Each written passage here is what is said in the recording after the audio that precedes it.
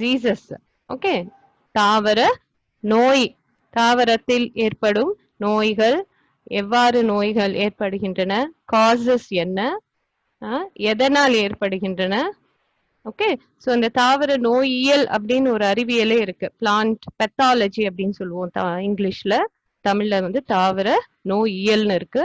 So இதுல வந்து நோயினா என்ன, எந்த காரணங்களால நோய் உருவாகுது, what are the reasons for the diseases, types of diseases இருக்கு, எந்த மாதிரியான டிசீசஸ் நோய்கள், விதவிதமான தாவர நோய் உருவாக்கும் கிருமினால இருக்கக்கூடிய நோய்கள், அப்புறம் பரவலை பொறுத்து ஸ்ப்ரெட் ஆஃப் டிசீஸை பொறுத்தே எப்படி வந்து கிளாசிஃபை ஆயிருக்கு, வகைப்படுத்தப்பட்டிருக்கு.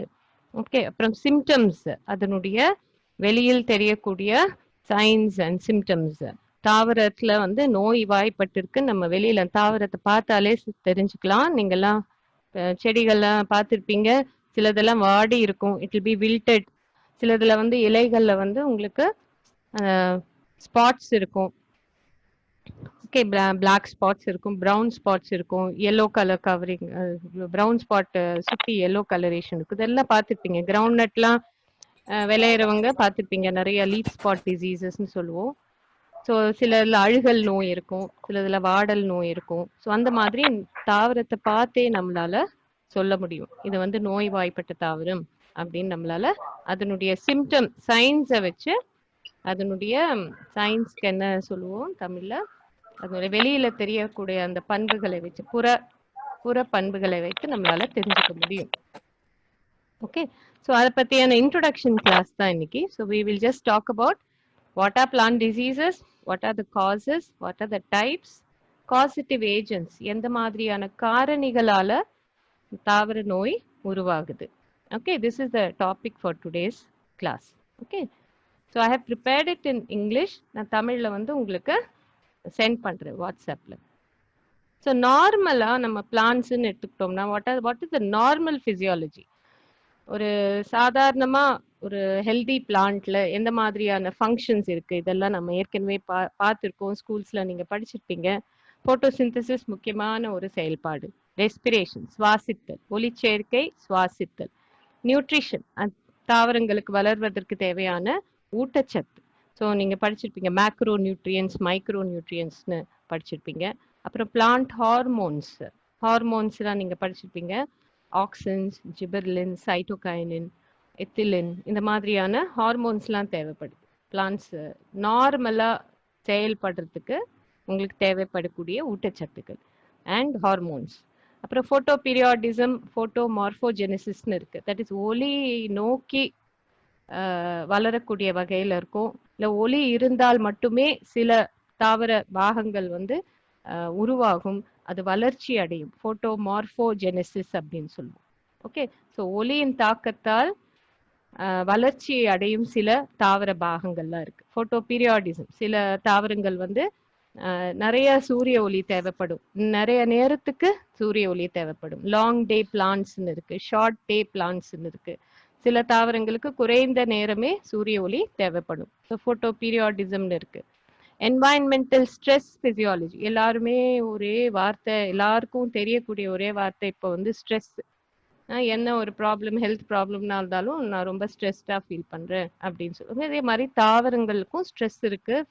ஸ்ட்ரெஸ்ஸுனால என்வாயன்மெண்டல் ஸ்ட்ரெஸ், அதாவது அதுக்கு தகுந்த சூழல் இல்லை அப்படின்னா, டெம்பரேச்சரோ ஈரப்பதமோ லைட்டோ அந்த மாதிரி சரியான சூழல், பொல்யூட்டன்ஸ்லாம் இருக்கு, காற்று மாசெல்லாம் இருக்கு. ஸோ பொல்யூட்டன்ஸ்லாம் இருக்கிறதுனால அதுக்கு தாவரத்தை சுற்றி உள்ள சூழல் வந்து நார்மலா இல்லை அப்படின்னா தாவரம் வந்து ஸ்ட்ரெஸ்ட் ஆயிடும். ஸோ அதனால சில பிசியாலஜிக்கல் ஃபங்க்ஷன்ஸ் வந்து பாதிக்கப்படும். ஸோ இந்த ஸ்ட்ரெஸ் வந்து அனைத்து ஃபங்க்ஷன்ஸையுமே பாதிக்கும். போட்டோசிந்தசிஸ் ஆகட்டும், ரெஸ்பிரேஷன் ஆகட்டும், ஹார்மோன் ஆகட்டும், இதெல்லாமே வந்து என்வாயன்மெண்டல் கண்டிஷன்ஸால வந்து பாதிக்கப்படலாம். அப்புறம் seed germination is a separate physiology. எல்லா தாவர சீடு விதைகளும் வந்து ஒரே நேரத்துல ஜெர்மினேட் ஆகிறது இல்லை. சில தாவரங்களுக்கு வந்து you need shorter germination period. இப்போ பாசிப்பருப்பு, பச்சை பாசி பயிர் பார்த்தீங்கன்னா 2வது நாளே ஸ்ப்ரவுட் ஆயிடும். அதே சமயம் நீங்க கொள்ளு போட்டீங்கன்னா கொள்ளு விதை வந்து it will take a longer time to sprout. So அந்த மாதிரி ஜெர்மினேஷன் ரேட் வந்து தாவரத்துக்கு தாவரம் வேறுபடும். ஸோ இதுவும் வந்து ஒரு unique physiological function, normal physiological function. So டார்மென்சின்னு சொல்றோம். ஸோ எல்லா விதைகளும் வந்து ரிலேட்டட் டு ஜெர்மினேஷன். எல்லா விதைகளும் வந்து உடனே ஜெர்மினேட் ஆகுதில்ல. சில விதைகளுக்கு வந்து ஒரு குறிப்பிட்ட சூழல் தேவைப்படுது, குறிப்பிட்ட கால அவகாசம் தேவைப்படுது, சுற்றுச்சுவர் குறிப்பிட்ட சுற்றுச்சூழல் சூழல்ல தான் அது ஜெர்மினேட் ஆகும். சிலது ட்ரையா இருக்கணும், சிலது வந்து வெட்டா இருக்கணும், அந்த மாதிரி சூழல்லாம் இருக்கு. இப்போ ஸ்டொமேட்டா ஃபங்க்ஷன் இருக்கு, தட் இஸ் இலை துளைகளினுடைய ஃபங்க்ஷன். அதுவும் வந்து ஒரு தாவரத்தின் முழு செயலியல் ரீதியான செயல்பாடுகளை பாதிக்கும். So stomatal function also interferes with the normal physiology of the plant. So transpiration, okay, that is நீராவி போக்குன்னு சொல்றோம். ஸோ இது மாதிரி எக்ஸெட்ரான்னு ஏன் இருக்கு அப்படின்னா, இந்த மாதிரி இன்னும் நிறைய இருக்கு பிசியாலஜி பிளான்ட்ஸ்ல வந்து அதனுடைய பிசியாலஜிக்கல் ஃபங்க்ஷன் வந்து நிறைய இருக்கு. So still you have so many other physiologies, normal physiology நம்ம சொல்றோம். இதுல ஏதேனும் ஒன்னில் பாதிப்பு ஏற்பட்டால் அது மற்ற செயல்பாடுகளையும் பாதிக்கும். ஸோ அதை ஏதாவது ஒரு நார்மல் தாவரத்துல பாத்தீங்கன்னா, நார்மல் பிளான்ட்ல ஏதாவது ஒரு செயல்பாடில் பாதிப்பு ஏற்பட்டால், if one physiological function is affected due to some reason, it leads to disease. It leads to what? It leads to disease. இது வந்து தாவரத்தின் வளர்ச்சியை பாதிக்கும், தாவரத்தின் புற அமைப்பு அக அமைப்பில் பாதிப்பு ஏற்படும். இதை தான் வந்து நோய் அப்படின்னு நம்ம நார்மல் பாஷையில சொல்றோம். நார்மல் கொலோக்கியல் லாங்குவேஜ்ல we call it a disease or தாவர நோய்.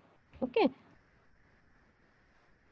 so that's how you have the term plant diseases. Now you have a separate science, plant pathology ன்னு சொல்வோம். தாவர நோய்களை பற்றிய படிப்பிற்கு தாவர நோயியல் அப்படின்னு பேரு. All agricultural universities have a separate department, தாவர நோயியல் டிபார்ட்மெண்ட்னே இருக்கு, பிளான்ட் பெத்தாலஜின்னு இருக்கு. ஸோ இதுல அந்த அளவுக்கு வந்து அது வளர்ச்சி அடைஞ்சிருக்கு. ஸோ அதுக்கு முக்கியமான காரணம் வந்து நம்ம தாவரத்தின் அசாதாரண நிலை, தட் இஸ் சாதாரண நிலையிலிருந்து வேறுபடும் ஒரு அசாதாரண நிலையை வந்து நம்ம கண்டெடுத்து detected, find out what is the reason, அதை எப்படி நம்ம வந்து சரி பண்ணுறதுன்னு நம்ம பார்க்கணும். இதெல்லாம் தான் பிளான்ட் பெத்தாலஜியில நோயியல்ல படிப்பாங்க. ஸோ பிளான்ட் டிசீசஸ் அப்படின்னாலே it is an impairment of normal state. என்னம்மா சுமித்ரா? மேம் எனக்கு ஒரு டவுட் மேம், நீங்க என்ன டாபிக் எடுக்கிறீங்கன்னு எனக்கு சரியா தெரியல மேம். பிளான்ட் டிசீசஸ்மா மேம் அது வந்து எதுல மேம் வருது? பிளான்ட் ப்ரொடெக்ஷன் இல்ல மேம், எந்த பேப்பர்ல வருதுன்னு கேக்குறேன் மேம். ஜெனடிக்ஸ் அண்ட் பிளான்ட் ப்ரொடெக்ஷன்ல வருதுமா. உங்களுக்கு ஒரு எலெக்டிவ் பேப்பர் இருக்குல்ல, பிளான்ட் ப்ரொடெக்ஷன். நீங்க கொடுத்த சிலபஸ்ல அதுல வந்து செமஸ்டர் 5th ன்னு போட்டுருக்கேன் மேம். ஆமாமா, நீங்க 5th செமஸ்டர் தான்மா இப்போ உங்களுக்கு. ஆனா இது மட்டும் அதுல போட்டுருக்கு மேம். எதுல போட்டுருக்குமா? பிளான்ட் ப்ரொடெக்ஷன் உங்களுக்கு எலெக்டிவ் பேப்பர் இந்த செமஸ்டர். எத்தனை பேப்பர் மேம் நாங்க எழுதுவோம்? உங்களுக்கு டாக்ஸானமி இருக்கு, ஜெனெடிக்ஸ் இருக்கு, பிளான்ட் ப்ரொடெக்ஷன் இருக்கு, மைக்ரோபயாலஜி இருக்கு, அப்புறம் இக்காலஜி இருக்கு. Okay ma'am. சரியாமா? Okay ma'am. Doubt clear? Can I continue? Okay ma'am. Okay okay ma'am. Okay, so plant diseases is an impairment of normal state of a plant that interrupts or modifies its vital functions. அப்படின்னா vital functions நான் இதுக்கு முன்னாடி நான் இந்த ஸ்லைட்ல காமிச்சேன் இல்லையா, photosynthesis, respiration, இதெல்லாம் தான் vital functions. Vital functions in the sense plant தாவரங்களின் முக்கியமான செயல்பாடுகள். இதுல ஏதேனும் ஒரு செயல்பாடு ஏதேனும் காரணத்தால் மாறுபட்டால் அல்லது பாதிக்கப்பட்டால் அது வந்து it is called abnormal state. So normal ஸ்டேட்ல இருந்து ஏதேனும் ஒரு காரணத்தால் தாவரத்தின் நார்மல் சாதாரண செயல்பாடுகள் பாதிக்கப்பட்டால் it leads to plant diseases. Okay, plant disease can also be defined as any problem with the plant that leads to a reduction in yield or appearance. ஏதேனும் மகசூல் ரீதியான பாதிப்பு ஏற்பட்டால், இல்லைன்னா தாவர இப்ப ஃபிளார்ஸ்ல பாத்தீங்கன்னா, பூச்செடிகள்ல பாத்தீங்கன்னா அதோட அழகே வந்து வெளிப்புற அழகுதான். அது வந்து வெளியில ரோஸ் வந்து பெருசா இல்லைன்னா அது வந்து ரிஜெக்ட் பண்ணிடுவாங்க, யாரும் வாங்க மாட்டாங்க. ஸோ அதனுடைய வெளிப்புற தோற்றம் பூக்கள்ல பாத்தீங்கன்னா இல்ல பழங்கள்ல பாத்தீங்கன்னா அதனுடைய வெளிப்புற தோற்றம் தான் வந்து முக்கியமா இருக்கு. So plant disease can also be defined as any problem with the plant that leads to a reduction in yield. crop plantsல பாத்தீங்கன்னா மகசூல் வந்து குறையும் போது அது ஏதோ ஒரு பாதிப்பு இருக்குன்னு நம்ம தெரிஞ்சுக்கலாம். அதே சமயம் நீங்க ஹார்டிகல்ச்சுரல் பிளான்ட்ஸ் பாத்தீங்கன்னா உங்களுக்கு ரோஸ் ஃபிளார்ஸ் இல்லைன்னா ஃப்ரூட்ஸ் பாத்தீங்கன்னா அதனுடைய வெளிப்புற அமைப்புல வந்து ஏதேதும் பாதிப்பு ஏற்பட்டா அது ஏதோ ஒரு நோய் காரணியாக இருக்கலாம்னு நம்ம தெரிஞ்சுக்கலாம். So that is why we say plant diseases is a problem with the plant that leads to reduction in yield or appearance. அதே மாதிரி நீங்க plant may be said to be diseased when there is a harmful deviation from normal functioning of the physiological process. நான் ஏற்கனவே first சொன்ன மாதிரி தான் ஏதேனும் ஒரு harmful deviation, that is ஒரு what to say, it is not beneficial, it's a harmful deviation. நமக்கு தேவையற்ற ஒரு deviation change, ஓகே, பாதிப்பை தரக்கூடிய ஒரு சேஞ்ச் இருந்தா அந்த டிசீஸ் சொல்றோம். So many plant diseases are caused by pathogens. Disease causing agents are call pathogens. இப்போ பேத்தோஜென்ஸ் சொன்னாலே நம்ம நோய் கிருமி அப்படின்னு நம்ம அண்டர்ஸ்டாண்ட் பண்ணிக்கலாம். ஸோ உயிர் உள்ள ஒரு நோய் கிருமி வந்து பேத்தோஜென் அப்படின்னு சொல்லுவோம். Disease causing agents are call pathogens. Okay. Now, when you talk about what are the factors causing plant diseases? Okay, what is the cause of plant disease? Generally, பார்த்தோம்னா எந்தெந்த காரணிகளால் தாவரங்களுக்கு பாதிப்பு ஏற்படலாம் இல்லைன்னா நோய்வாய்ப்படலாம் அப்படின்னு பார்த்தோம்னா 2 காரணிகள் வந்து முக்கியமா சொல்லியிருக்காங்க. ஏபயோட்டிக், தட் இஸ் நான் living, and living, that is biotic.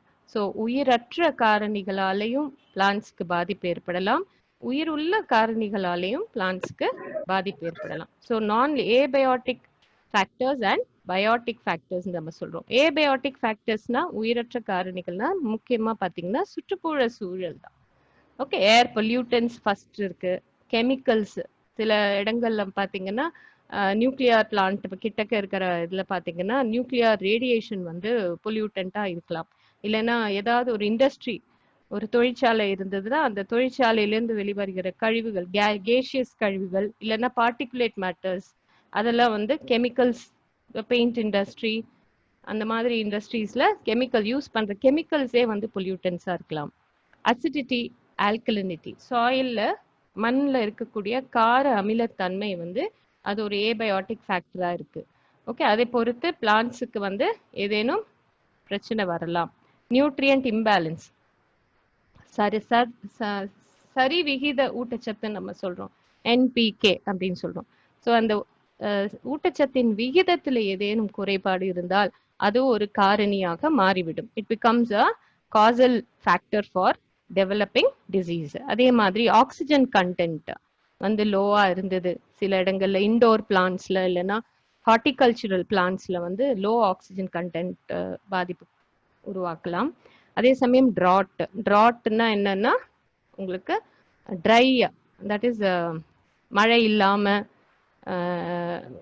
ட்ரையா இருக்கக்கூடிய என்வாயன்மெண்ட்ல வில்ட்டிங் நம்ம பார்க்கலாம். நிறைய நம்ம தண்ணி ஊத்தாம இருந்ததுனாக்கா பிளான்ட்ஸை வந்து வில்ட் ஆயிடும், வாடி போயிடும். ஸோ அதை நம்ம ப்ரொசீட் பண்ண, நம்ம வந்து தண்ணி ரொம்ப நாளைக்கு ஊத்தாம இருந்தோம்னா அந்த செடியில வந்து ஒரு டிசீஸ்டு கண்டிஷன் உருவாயிடும். ஸோ ட்ராட் பொதுவாகவே கிராப்ஸ் நீங்க பாத்தீங்கன்னா இன்னைக்கு மழை பெய்யல இந்த வாட்டி, அதனால எல்லாம் காஞ்சு போச்சு, மகசூல் குறைஞ்சு போச்சு, ஏதோ ஒரு நோய் வந்துருச்சுன்னு சொல்றாங்க இல்லையா. ஸோ ட்ராட் வந்து அது ஒரு ரீசனா இருக்கலாம். அதே மாதிரி heat or frost, high temperature இல்லைன்னா வெரி கோல்டு டெம்பரேச்சர். ஃப்ராஸ்ட்னா வெரி கோல்டு டெம்பரேச்சர். இப்போ ரொம்ப ஸ்னோ, பனி அதிகமாக பொழியும் போது அந்த பகுதியில வளரக்கூடிய தாவரங்கள் பாதிக்கப்படலாம். அதே மாதிரி அதிகமா வெப்பம் அதிகரிக்கும் போது, இப்போ சில இடங்கள்ல பாத்தீங்கன்னா 50 டிகிரிஸ்க்கு மேல போகும்போது அந்த சமயத்துல அங்க வளரக்கூடிய தாவரங்கள் பாதிப்படையலாம். ஏன்னா இது வந்து சாதாரண சூழலிலிருந்து வேறுபட்டு மாறுபடும் பொழுது அதை வந்து நோயாக அது வெளிப்படுகிறது. ஸோ மெக்கானிக்கல் இம்பேக்ட் அப்படின்னா இது வந்து கொஞ்சம் குறைந்த அளவே வந்து பாதிப்படையும். மெக்கானிக்கல் இம்பேக்ட் தட் இஸ் வேறு ஏதேனும் காரணங்களால மெக்கானிக்கல் ரீசன்ஸ் எந்திர அத தாவரங்கள் வந்து ஒன்றோடு ஒன்று உரசி கொண்டு தீ வந்து உருவாகுது இல்லையா? நிறைய இடத்துல நம்ம பார்த்திருப்போம் காட்டு தீ, இல்லைன்னா அந்த காட்டு தீயின் விளைவால் பக்கத்துல இருக்கக்கூடிய தாவரங்கள்லாம் வந்து அழிஞ்சு போச்சு அப்படின்னு நம்ம நியூஸ்ல எல்லாம் பாக்குறோம். ஸோ இது வந்து மெக்கானிக்கல் இம்பேக்ட் வந்து ரொம்ப ரேரா தான் நடக்குது. ஸோ இதெல்லாமே வந்து உங்களுக்கு ஏபயோட்டிக் ஃபேக்டர்ஸ், உயிரற்ற காரணிகள். இதனாலேயும் வந்து தாவரங்களின் சாதாரணமான ஒரு பண்பு வந்து பாதிக்கப்பட்டு அவைகள் வந்து சில அப்நார்மல் பண்புகளை வெளியிடப்படும். இதுதான் நம்ம டிசீஸ் சொல்லுவோம். டிசீஸ்னாலே அவே ஃப்ரம் த நார்மல், சாதாரணமாக வெளிப்படும் பண்புகளிலிருந்து பொதுவான பண்புகளிலிருந்து மாறுபட்டது அப்படின்னு சொல்லுவோம். அதே மாதிரி நீங்க பாத்தீங்கன்னா லிவிங் பயோட்டிக் ஃபேக்டர்ஸ்னு நம்ம ஏற்கனவே உயிர் உள்ள காரணிகள், இனர்ட் வைரஸஸ் வந்து ஒரு தாவரத்துக்குள்ள இருக்கும் பொழுது, ஒரு உயிர் உள்ள தாவர பாகங்கள்ல இருக்கும்போது தான் they will cause disease. அதே மாதிரி விரியாய்ட்ஸ்னு இருக்கு. ஸோ வைரஸஸ்க்கும் விரியாய்ட்ஸ்க்கும் என்ன, வைரஸஸ்னுடைய ஸ்ட்ரக்சர் நீங்க படிச்சிருப்பீங்க ஸ்கூல்ல. நடு பாகத்துல வந்து நியூக்ளிக் அமிலம் இருக்கும், அதை சுற்றி வந்து புரோட்டீன் புரத கோட் இருக்கும், புரத ஜாக்கெட் இருக்கும். ஸோ இதுல விரியாய்ட்ஸ்ல பாத்தீங்கன்னா உங்களுக்கு வந்து இந்த கோட் மட்டும்தான் இருக்கும். You will only have the viral coat. So infected particle, infective particle ன்னு இருக்கும். இது வந்து தொற்றக்கூடிய ஒரு உயிர் உள்ள காரணி அப்படின்னு சொல்றோம். ஸோ ஒரு பிளான்ட்ல இருந்து இன்னொரு பிளான்ட்டுக்கு ஈஸியா பரவக்கூடிய உயிர் உள்ள காரணி. வைரஸஸ் பத்தி நம்ம சொல்லவே வேண்டாம், நம்ம இப்போ அதை எக்ஸ்பீரியன்ஸ் பண்ணிக்கிட்டு இருக்கோம். ஸோ பிளான்ட்ஸ்லயும் இதே மாதிரியான வைரஸஸ் இருக்கு. So then you have bacteria. பாக்டீரியான்னு நம்ம இன்னொரு விதமான நோய் தாக்கக்கூடிய உயிருள்ள ஒரு காரணியா இருக்கு. பாக்டீரியா நம்ம ஹியூமன்ஸையும் நிறைய diseases, cholera, okay, dysentery, typhoid எல்லாம் நம்ம பொதுவாக கேள்விப்பட்டிருப்போம். இதெல்லாமே பாக்டீரியாவால் உருவாகக்கூடிய ஒரு நோய் கிருமி. ஸோ இதே மாதிரி பிளான்ட்ஸ்லயும் வந்து நிறைய பாக்டீரியாக்கள் நோயை உருவாக்கக்கூடிய காரணியாக இருக்கு. அதே சமயம் ஃபஞ்சை, பூஞ்சைகள் நீங்க சாதாரணமா பார்த்துருப்பீங்க. கெட்டு போகக்கூடிய அந்த ஊறுகாயில எல்லாம் வந்து ஒயிட் கலர்ல மேல வந்து உருவாகும், பூஞ்சைன்னு சொல்லுவோம். தேங்காயில நீங்க அடிக்கடி பார்க்கலாம். தேங்காய் வந்து சில சமயம் வெட்டும் போது அதுக்குள்ள பிளாக்கிஷ் growth இருக்கும். ஸோ அதை வந்து நார்மலா பூஞ்சையால உருவாக்கக்கூடிய நோய். ஸோ இந்த மாதிரி பூஞ்சைகள் நிறைய தாவரங்களை தாக்குகின்றன. அதே மாதிரி பாரசிட்டிக் பிளான்ட்ஸ், சில தாவரங்களே வந்து ஒட்டுண்ணியாக வேறு தாவரங்களில் ஊட்டச்சத்தை வந்து ஒட்டுண்ணியாக இருந்து அவைகளை வளர விடாமல் தடுக்கின்றன. So parasitics, there are so many plants that are parasitic. They cause diseases in the sense they don't allow the host plant to grow well normally. So அத நம்ம parasitic plants இருக்கு. நெமட்டோட்ஸ்னு ஒரு புழு வகை இருக்கு. ஜுவாலஜில நீங்க படிச்சிருப்பீங்க. இன்வெர்டிபிரேட்டாலாம் படிச்சிருப்பீங்க. Nematodes they come under the invertebrata. Okay, so புழுக்கள் இருக்கு நிறைய சாயில்ல. மண்புழு கிடையாது, மண்புழுவை தவிர்த்து வேறு சில புழுக்கள் இருக்கு. அவைகள் வந்து வேர் வழியாக சில தாவரங்களின் வேர் வழியாக தாக்கி தாவரத்தில் நோயை உருவாக்கக்கூடிய தன்மை உடையதா இருக்கு. அதை தவிர இன்செக்ட்ஸ் இருக்கு, மைட்ஸ் இருக்கு. இன்செக்ட்ஸ் இந்த சென்ஸ் நீங்க கேள்விப்பட்டிருப்பீங்க. கோகோனட்ல வந்து அந்த பீட்டல் இருக்கு, ரைனோசிரஸ் பீட்டல் அப்படின்னு சொல்றோம். இந்த தென்னந்தோப்பு வச்சுட்டு இருக்கிறவங்கலாம் தெரியும். நல்லா அந்த தண்டு பகுதியில பெரிய ஓட்டையா போட்டு இருக்கும். ஸோ அந்த கொஞ்ச நாள்ல பாத்தீங்கன்னா அந்த தென்னம் பாலைகள்லாம் வந்து ரொம்ப தின்னாய் மெல்லிசாய் விழுந்துரும். ஸோ அந்த மாதிரி இன்செக்ட்ஸ் இருக்கு. தாவரத்தில் நோய் உருவாக்கும் இன்செக்ட்ஸ் இருக்கு.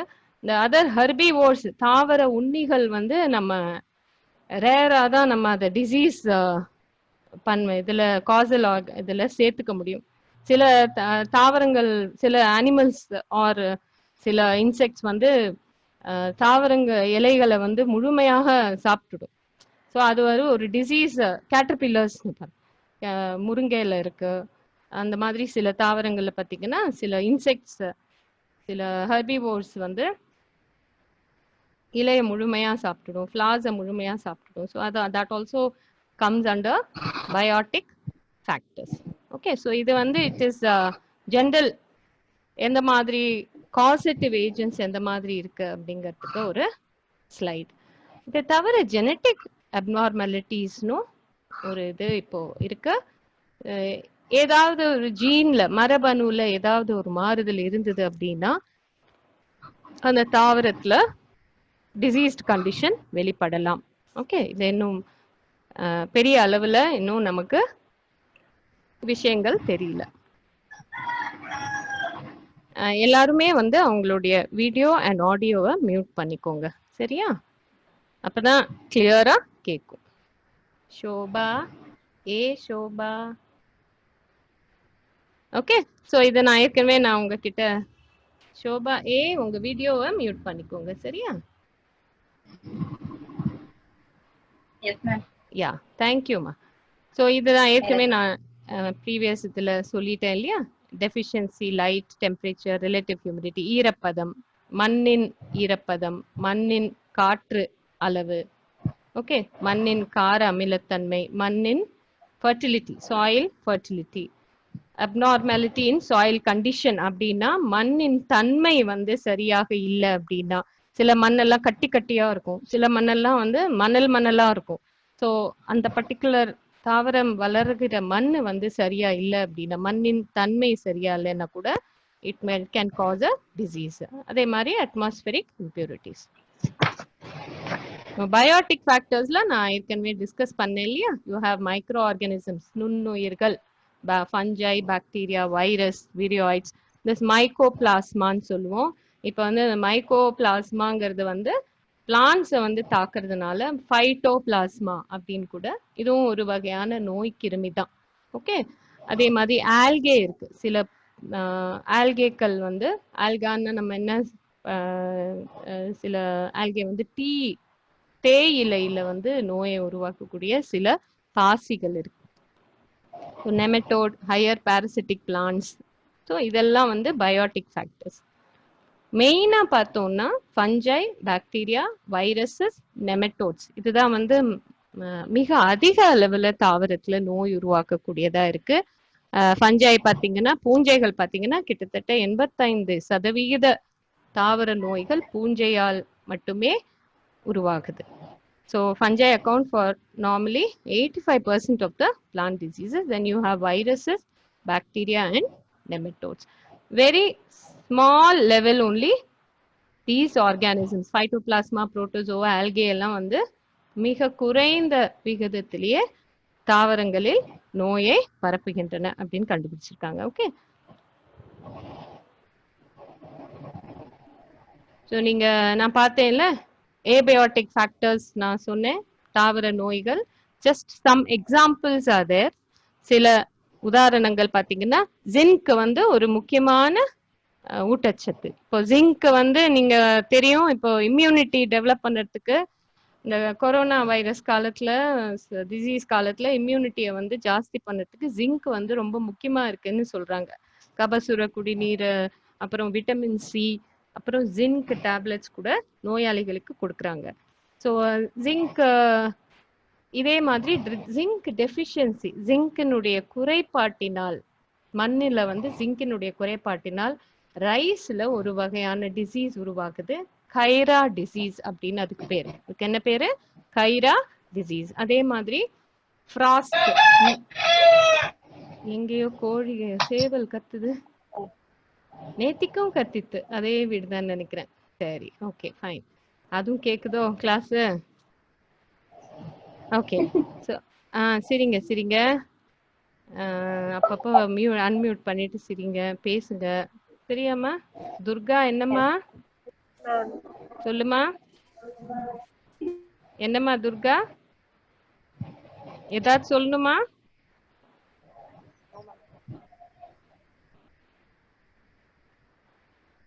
ஒன்னும் இல்லையா? கண்டினியூ பண்ணலாமா?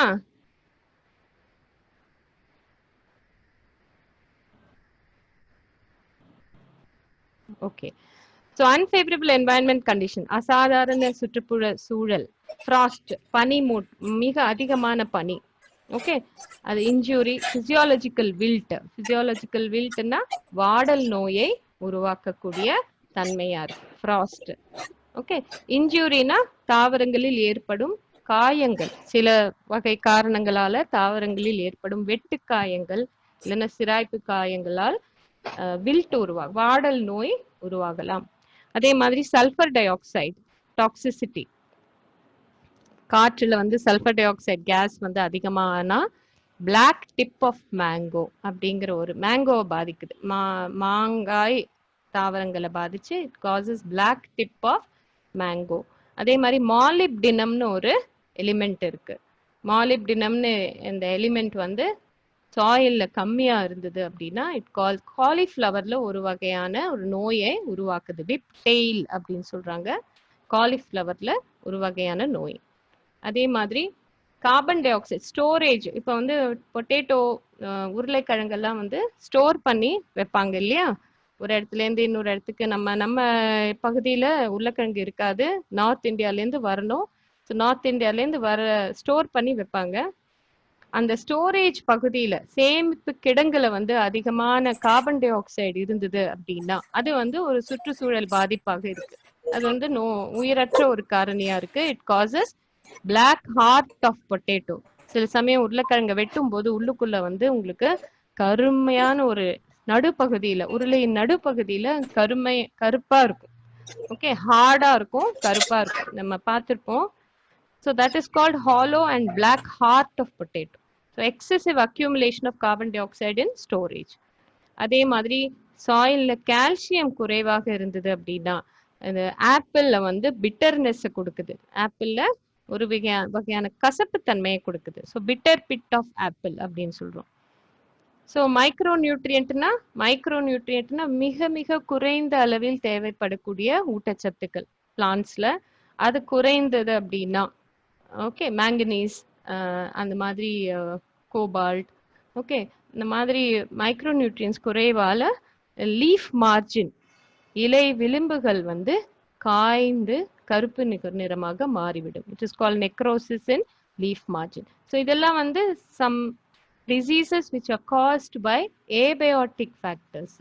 இதெல்லாம் ஒரு சில உதாரணங்கள் மட்டுமே நான் சொல்லியிருக்கேன். Okay, when we come to infectious plant disease, abiotic factors ஆல் குறைவான அளவே நோய்வாய்ப்படும் தாவரங்கள்.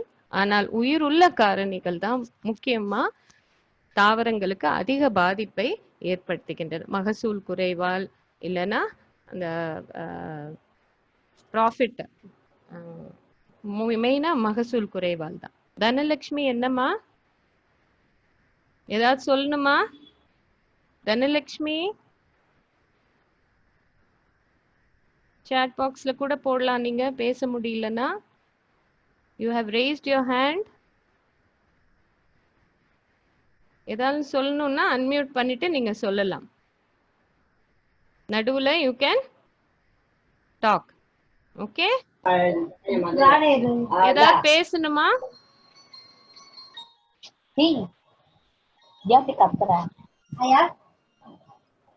நீங்க மியூட் பண்ணிட்டீங்கன்னா தான் கிளியரா கேக்கும் எல்லாருக்கும். சரியா? இல்லைன்னா நான் இங்க இருந்து மியூட் பண்ண வேண்டி வரும் எல்லாரையும். ஓகே, நீங்க மியூட்ல வச்சுக்கோங்க. ஏதாவது டவுட் இருந்ததோ இல்ல ஏதாவது கேட்கணும்னா மட்டும் அன்மியூட் பண்ணிட்டு கேளுங்க. சரியா? Okay, so infectious plant diseases பத்தி நான் பேசிட்டு இருந்தேன். தட் இஸ் நோய் தொற்று ஒரு நோய் கிருமிகளால் உருவாகும் தாவர நோய்கள். ஓகே, பேத்தோஜெனிக் ஆர்கானிசம்ஸ், பேத்தோஜென்ஸ் சொல்றோம். அம்மா யாரோ பேசுறீங்கம்மா. I have to unmute then.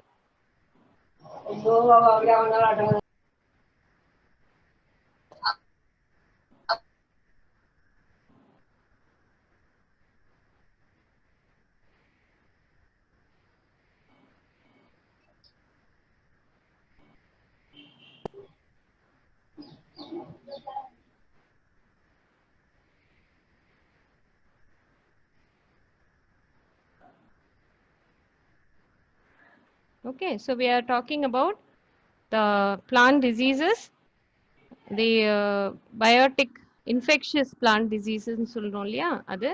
So ஏற்கனவே நான் சொன்னது தான் திரும்ப திரும்ப அதை I don't want to repeat. Okay, some pathogens can infect several kinds of plants. Others require a specific type of host. இப்படி என்ன அர்த்தம் அப்படின்னா, சில நோய் கிருமிகள் எல்லா விதமான தாவரத்தையும் தாக்கக்கூடியவையா இருக்கு. சில நோய் கிருமிகள் ஒரு குறிப்பிட்ட தாவரத்தை மட்டுமே தாக்கக்கூடிய பண்பு உடையதா இருக்கு. That is the meaning of this. Some pathogens can infect several kinds of plants. Others require a specific type of host. Okay, so எல்லா நோய் உருவாகும் நோய் தாக்கும் கிருமிகளும் வந்து அந்தந்த அதற்கேற்ற பண்போட தான் தாக்கும். ஓகே, ஸோ பூஞ்சை வந்து சில சூழல்ல வாழும், பாக்டீரியா வந்து வேறு சில சூழல்ல வாழும். ஸோ ரெண்டுமே வந்து ஒரே மாதிரியான சூழல்ல நோயை பரப்பாது, நோயை உருவாக்காது. So pathogens like fungi and bacteria differ in their ability to survive, spread and reproduce. So பூஞ்சை பாக்டீரியா தான் வந்து மிக அதிக பாதிப்பை உருவாக்கும் சொன்னேன். ஆனால் இவைகள் ரெண்டு இந்த தொற்று காரணிகளும் வந்து அவர்களின் வளர்ச்சி பாதை வந்து வெவ்வேறா இருக்கும். தட் இஸ் அவர்களுக்கு தேவைப்படக்கூடிய ஊட்டச்சத்து வெவ்வேறா இருக்கும், சுற்றுச்சூழல் வெவ்வேறா இருக்கும். ஸோ அவைகள் வேறு விதமான நோய் தாக்கத்தை ஏற்படுத்துகின்றன. ஸோ ஒரே மாதிரியான நோய் தாக்கத்தை ஏற்படுத்தாது. பூஞ்சை வந்து ஒரு மாதிரியான நோயை உருவாக்கும், பாக்டீரியா வந்து வேறு விதமான நோய்களை உருவாக்கும். பூஞ்சைகள் மற்ற எல்லா பிளான்ட்ஸ்லயும் வந்து நோயை உருவாக்கக்கூடிய தன்மை உடையதா இருக்கு. Okay, so conditions necessary for pathogenic diseases. இப்போ நம்ம சொல்றோம் இல்லையா, பயோட்டிக் ஃபேக்டர்ஸ், உயிர் உள்ள காரணிகள் தான் வந்து நோயை உருவாக்குது. ஸோ அதுக்கு வந்து காரணிகள் மட்டும் போராது. ஒரு நோய் உருவாகணும் அப்படின்னா 3 முக்கியமான காரணங்கள் தேவைப்படுகிறது. That is, the host plant must be susceptible. ஒரு நோய் உருவாகுது அப்படின்னா, if a disease is being caused, that means the host must be susceptible. host plants, அந்த ஓம்புயிரி தாவரம் வந்து சசெப்டபிளா இருக்கும். சசெப்டபிள் இன் த சென்ஸ், இப்போ நமக்கு வந்து இம்யூனிட்டி குறைவா இருக்கு, அதனாலதான் நமக்கு நோய் வருது அப்படின்னா நாம வந்து சசெப்டபிளா இருக்கோம் அப்படின்னு அர்த்தம். நமக்கு வந்து நோய் தாக்கக்கூடிய வகையில நம்மளுடைய உடம்பு வந்து வலிமை இல்லாத இருக்கு. ஸோ வலிமை அற்றதுன்னு சொல்லுவோம். சசெப்டபிள் அப்படின்னா வலிமை அற்றது. ஸோ ஹோஸ்ட் பிளான்ட் வந்து வலிமையற்று இருக்கும்போது அது வேகமாக நோய்வாய்ப்படுது. ஸோ அது வந்து முக்கியமான ஒரு காரணமா இருக்கு. அதே மாதிரி பேத்தோஜன், இந்த நோய் தாக்கும் கிருமி வந்து வலிமையாக இருக்கு. ஓகே, அது வந்து வலிமையாக இருக்கு. இட் இஸ் விருலென்ட் அப்படின்னு சொல்றோம். இது வந்து என்ன சொல்லுவோம், விருலென்ட். நோய் தாக்கக்கூடிய அந்த கிருமி காரணி வந்து வலிமையானதாக இருக்கு. ஸோ முதல் காரணம் வந்து இந்த ஓம்புயிரி தாவரம் வந்து வலிமையற்றதாக இருக்கும் பொழுது, நோய் தாக்கும் கிருமி வந்து வலிமையாக இருக்கும் பொழுது. 2 காரணங்கள். இதை தவிர என்வாயன்மெண்ட், சுற்றுப்புற சூழல் வந்து இதற்கு சாதகமாக இருக்கும் போது, இந்த 3 காரணங்களும் இருந்தால் மட்டுமே ஒரு தாவரத்துக்கு நோய் உருவாகும். Okay, so host plant is susceptible, the pathogen is virulent and the environment is favorable for the disease development. இது 3 காரணங்கள் ஏதேனும் ஒரு காரணம் இல்லாமல் இருந்தால் நோய் உருவாவது தாமதிக்கப்படலாம், இல்லைன்னா உருவாகாமலேயே இருக்கலாம். So the plant disease depends on 3 factors. The plant must be susceptible, the pathogen must be virulent, and the environment immediately surrounding the plant should be very favorable, okay, for disease development. So இது மூணுமே இருந்தால் மட்டுமே disease வந்து உருவாகும். So all the 3 factors must occur simultaneously. ஒரே சமயத்தில் இந்த 3 காரணிகளும் ஒத்து சேர்ந்தால் மட்டுமே plant disease வந்து உருவாகுதுன்னு சொல்றோம். If one factor is absent or unfavorable, disease does not occur. So இந்த 3 காரணத்தில் ஏதேனும் ஒரு காரணம் இல்லாமல் இருந்தால், ஏதேனும் ஒரு பண்பு இல்லாமல் இருந்தால் disease development இருக்காது. ஓகே, அதுதான் வந்து முக்கியமான ஒரு பாயிண்ட். ஸோ பிளான்ட் டிசீஸ் உருவாகுது அப்படின்னாலே either the plant is susceptible and the pathogen is virulent and the environment is favorable. நமக்கும் அப்படிதானே, நமக்கு வந்து கொரோனா எல்லாரையும் பாதிக்கல. நம்ம வந்து கொரோனா இருக்கு, வைரஸ் எல்லா இடத்துலயுமே இருக்கு. ஆனா நம்ம வந்து வலிமையா இருக்கும், அதனால நமக்கு பாதிக்கல. நம்ம வந்து சுற்றுப்புறத்தை பாதுகாப்பா வச்சுக்கிறோம், வெளியில போகும்போது மாஸ்க் போட்டுக்கிறோம். ஓகே, அந்த சோஷியல் டிஸ்டன்சிங்க மெயின்டைன் பண்றோம். ஸோ சுற்றுப்புறமும் வந்து சாதகமா இல்லை, அதனாலதான் நமக்கு கொரோனா பாதிப்பு இல்லை. ஸோ கரோனாவால் பாதிக்கப்படாமல் இருப்பவருக்கு இந்த 3 காரணங்கள் ஏதேனும் ஒரு காரணம் சாதகமா இல்லைன்னா அவங்களுக்கு பாதிப்பு இருக்காது. ஸோ இதே தான் பிளான்ட்ஸுக்கும் உங்களுக்கு சொல்றாங்க. Okay, next, this is the diagrammatic explanation. நான் ஏற்கனவே சொன்னேன் இல்லையா, அந்த 3 காரணங்கள் இந்த மாதிரி தான் ரெப்ரசென்ட் பண்ணுவாங்க. ஒரு இதுல என்வாயர்மெண்ட், ஒரு சர்க்கிள்ல பேத்தோஜன், ஒரு சர்க்கிள்ல ஹோஸ்ட் ஓம்புயிரி. இதை வந்து 3மே சாதகமாக இருந்தால் மட்டுமே டிசீஸ் உருவாகும். ஸோ டிசீஸ் உருவாகிறதுக்கு அந்த நிலைமை சாதகமாக இருக்கணும்னா 3மே எந்த அளவுக்கு இது வந்து உள்ள போகுதோ, எந்த அளவுக்கு இது விரிவடையுதோ அந்த அளவுக்கு டிசீஸ் உருவாகும், நோய் உருவாகும் தன்மையும் அதிகமாகும். Okay, the more the circles overlap, so இந்த சர்க்கிள் இன்னும் கொஞ்சம் உள்ள வருது, இது கொஞ்சம் உள்ள வருது, இது கொஞ்சம் உள்ள வருதுன்னா இந்த ஏரியா வந்து இன்க்ரீஸ் ஆகும், டிசீஸ் வந்து உருவாவதற்கு ஒரு அதிகமான சான்சஸ் இருக்கு. Okay, this is a very diagrammatic expression, important diagrammatic representation of disease, plant disease or any disease for matter. So disease cycle சொல்றோம், நோய் சுழற்சி அப்படின்னு சொல்றோம், disease cycle. What is a disease cycle? Disease அப்படின்னு நம்ம சொல்லிடுறோம் ஈஸியா, நோய், தாவரத்துல நோய் உருவாகி இருக்கு. ஆனா அது வந்து அது எந்த மாதிரி அந்த ஒரு சீக்வன்ஸ், ஒரு தொடராக உருவாகுது. It's a sequence of events from a pathogen's survival to plant disease development and back to pathogen cycle is called disease cycle. So ஒரு தாவரத்துல ஒரு உயிருள்ள காரணி பேத்தோஜனால் நோய் உருவாகுது அப்படின்னா pathogen has to first enter the plant. இந்த தாவரத்தின் ஏதேனும் ஒரு வழியாக அது உள்ளே நுழைய வேண்டும். உள்ளே நுழைந்து இட் ஹாஸ் டு சர்வைவ். ஏன்னா வெளியில இது வரைக்கும் இருந்திருக்கு அந்த பேத்தோஜன், இப்போ வந்து தாவரத்துக்குள்ள இருக்கு. ஸோ கொஞ்ச நாள் வந்து அது அடாப்ட் ஆகும், அந்த சேஞ்ச் ஆஃப் என்வாயன்மெண்ட்டுக்கு அடாப்ட் ஆகும், அது வந்து சர்வைவ் ஆகும். அந்த கண்டிஷனை வந்து சர்வைவ் பண்ணிட்டு அது வளர்ந்து பெருக்கமடைந்து, அது பெருக்கமடையும் போது தாவரத்தில் அந்த அதனுடைய தாக்கத்தின் வெளிப்பாடு தெரியும். So when the pathogen survives inside the plant, it multiplies inside the plant, it shows as sign and symptom. Okay, we can see the growth of the pathogen inside by seeing the symptoms developing in the plant. அது மறுபடியும் அது நன்றாக வளர்ந்து அது பக்கத்துல இருக்கக்கூடிய அதே தாவரத்துக்கு பரவும்.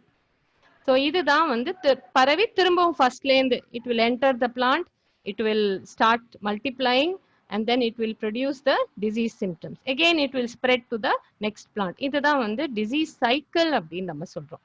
pathogens life history, தொற்று காரணியின் வாழ்க்கை சுழற்சின்னு நம்ம சொல்றோம். நம்ம ஆல்கேல படிச்சிருக்கோம், பூஞ்சையில படிச்சிருக்கோம், ஒவ்வொரு பூஞ்சையின் வாழ்க்கை லைஃப் சைக்கிள் படிச்சிருக்கோம் இல்லையா. So this is called disease cycle. எப்படி ஒவ்வொரு நோய் காரணிக்கும் வாழ்க்கை சுழற்சின்னு இருக்கோ, லைஃப் சைக்கிள்னு இருக்கோ, அதே மாதிரி ஒரு நோய்க்கும் அதனுடைய டிசீஸ் சைக்கிள் இருக்கு. ஸோ நம்ம வந்து இந்த டிசீஸ் சைக்கிள்ல ஏற்படக்கூடிய பகுதிகளை வந்து நம்மளால கண்டு கொள்ள முடிந்தால், ஓகே, என்ட்ரி வந்து எப்படி போகுது அப்படின்னு நம்ம கண்டு கொள்ள முடிந்தால் நம்மளால ஈஸியா பிரேக் பண்ண முடியும். டிசீஸ் சைக்கிளை நம்மளால ஈஸியா பிரேக் பண்ண முடியும். ஓகே, டைப்ஸ் ஆஃப் பேத்தோஜன் சும்மா 2-3 பிக்சர்ஸ் நான் போட்டிருக்கேன். பூஞ்சைகள் இந்த மாதிரி தான் க்ரோ ஆகும். காலனிஸ் பார்த்தீங்க, பாக்டீரியா பார்த்தீங்கன்னா இன்னும் கொஞ்சம் நீர் நிறைந்ததா இருக்கும். ஓகே, கொஞ்சம் வழுவழுப்பாக இருக்கும் பாக்டீரியாவை பார்த்தோம்னா. வைரஸஸ் நிறையா நீங்கள் பார்த்துருக்கீங்க, கொரோனா வைரஸ் உடைய படம்லாம் நல்லா ஞாபகம் இருக்கும். ஸோ தாவர வைரஸ்கள் மாதிரி ஹெக்ஸகன், மோஸ்ட்லி ஹெக்ஸகன் ஷேப்ஸில் இருக்கும். நெமட்டோஸ் புழு வகைகள், ஓகே, சில படங்கள் நீங்க இங்க பார்க்கலாம். பூஞ்சைகள், bacteria, viruses and nematodes. So நம்ம இப்போ என்ன பார்த்தோம் அப்படின்னா, இது வரைக்கும் பிளான்ட் டிசீசஸ்னா என்ன, அது வந்து எவ்வாறு எந்த மாதிரியான காரணிகள் வந்து நோய்களை உருவாக காரணமா இருக்கு, and then how what are the different types of biotic factors, what are the different types of abiotic factors, எந்த மாதிரியான வெவ்வேறு காரணிகள் இருக்கு, how they affect the plant, what is a disease cycle, ஒரு நோய் உருவாகிறதுக்கு 3 முக்கிய காரணங்கள் என்ன. ஸோ இதெல்லாம் நம்ம ஏற்கனவே பார்த்துருக்கோம். ஸோ இப்போ வந்து நம்ம சும்மா ஜஸ்ட் ஒரு ஃபியூ ஸ்லைட்ஸ் ஃபஞ்சை பூஞ்சைகள், நான் சொன்னேன் இல்லையா 85% தாவர நோய்கள் பூஞ்சைகளால் தான் உருவாகின்றன. ஸோ பூஞ்சைகள் அப்படின்னு எடுத்துக்கிட்டோம்னா குளோரோஃபில் லெஸ் ஆர்கானிசம்ஸ் தான் சொல்றோம். இதை வந்து ஹெட்ரோட்ராஃபிக் ஆர்கானிசம், இது மக்குண்ணியாக செயல்படும். இதை வந்து குளோரோஃபில் இல்லாத ஒரு உயிரினம். ஓகே, இதெல்லாம் நீங்க ஃபர்ஸ்ட் இயர்ல படிச்சிருப்பீங்க. பூஞ்சைகளுடைய ஸ்ட்ரக்சர், அமைப்பு, சில ஆல்பிகோ அதெல்லாம் நீங்க ப்ராக்டிகல்ஸ்ல பார்த்துருக்கீங்க இல்லையா. Groundnut tikka diseases, Cercospora, Albugo, okay, Agaricus, அதை பத்தி எல்லாம் படிச்சிருப்போம். ஸோ மோஸ்ட்லி எல்லா பூஞ்சைகளும் வந்து பெனிஃபிஷியல் தான், நமக்கு மனிதர்களுக்கு ஒரு நல்ல பண்புகளை கொடுக்கக்கூடியதா இருக்கும். Some of them will cause disease to the plant. Okay, பூஞ்சைகள் வந்து நம்ம சாதாரணமா பார்க்க முடியாது. ஒன்லி மஷ்ரூம்ஸ் மட்டும்தான் நம்மளால வெளியில பார்க்க முடியும். சில பூஞ்சைகள் அந்த அதனுடைய உடல பகுதிகள் மைசீலியம் சொல்றோம் இல்லையா, அதை நம்ம வெளியில பார்க்க முடியும். கிளியரா பார்க்கணும் அப்படின்னா நம்ம வந்து மைக்ரோஸ்கோப் வச்சு தான் பார்க்க முடியும். So they are devoid of chlorophyll, they have thread like filaments, இழைகள் போன்ற உடல் அமைப்பை கொண்டது. Okay, and they produce by spores, spore மூலமாக பெருக்கமடைந்து பரவுகின்ற பண்பை உடையது. ஓகே, இப்போ பாக்டீரியான்னு எடுத்துக்கிட்டோம்னா வெரி வெரி ஸ்மால். நம்ம பூஞ்சைகள் கூட சில பூஞ்சைகளை நம்மளால கண்ணால பார்க்க முடியும், வெற்று கண்ணால பார்க்க முடியும். ஆனா பாக்டீரியாவை நம்மளால வெற்று கண்ணால பார்க்கவே முடியாது. You need a microscope and a higher magnification than fungi. Okay, பாக்டீரியாவை பொறுத்த வரைக்கும் பூஞ்சைகளை கம்பேர் பண்ணும்போது bacteria can increase in very short period, மிக மிக குறைந்த நேரத்தில் பகுப்படையக்கூடிய தன்மையுடையதா இருக்கு. ஏன் அப்படின்னா மிக குறைந்த size, bacteria has a very small size, so they can replicate faster, they can divide faster than fungi. fungi sizeல வந்து பெருசா இருக்கிறதுனால ரெப்ளிகேஷன் ரேட்டும் வந்து குறைவா இருக்கும். Bacteria increase in number in a short time period. அப்புறம் they form clump, வந்து ஒன்னோட ஒன்று ஒட்டி கொண்டு வளரும் தன்மையா இருக்கு. ஸோ அதை நம்ம காலனிஸ் அப்படின்னு சொல்றோம். ஸோ பூஞ்சை மாதிரியே வந்து பாக்டீரியாவும் ஹெட்ரோட்ராஃபிக்கா இருக்கலாம். They can obtain their food from decaying organic matter, மக்குண்ணிகளாகவும் இருக்கலாம், ஒட்டுண்ணிகளாகவும் இருக்கலாம். பாக்டீரியா பொதுவே எல்லாமே மோஸ்ட்லி மக்குண்ணிகளாகவும் இருக்கும், சில வகை வந்து ஒட்டுண்ணிகளாகவும் செயல்படும். பூஞ்சைகள்ல பாத்தீங்கன்னா அதிக அளவு மக்குண்ணிகளாக தான் இருக்கும், குறைந்த சதவிகிதம் தான் ஒட்டுண்ணிகளாக இருக்கும். ஆப்ளிகேட் பாரசைட்னு சொல்றோம், அக ஒட்டுண்ணின்னு சொல்றோம். அது வந்து குறைந்த அளவே தான் இருக்கும். பாக்டீரியால ரெண்டுமே சரிவிகித அளவுல இருக்கும். எப்படி ஸ்ப்ரெட் ஆகுதுன்னா, எப்படி பூஞ்சைகள் வந்து ஸ்போர்ஸால ஸ்ப்ரெட் ஆகுது நம்ம பார்த்தோம் இல்லையா. ஸ்போர்ஸ் மூலமாக ஒரு தாவரத்துல இருந்து அடுத்த தாவரத்துக்கு பரவக்கூடியதா இருக்கு.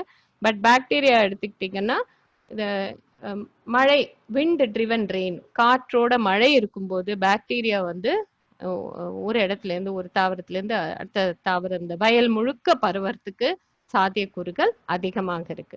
விண்ட் ட்ரிவன் ரெயின் அப்படின்னு சொல்லுவோம். காற்றோடு கூடிய மழை அடிக்கும் போது பாக்டீரியா, தாவரங்களை தாக்கக்கூடிய பாக்டீரியாக்கள் அதிக அளவுல பரவக்கூடும். Okay, and they gain entrance through natural plant openings.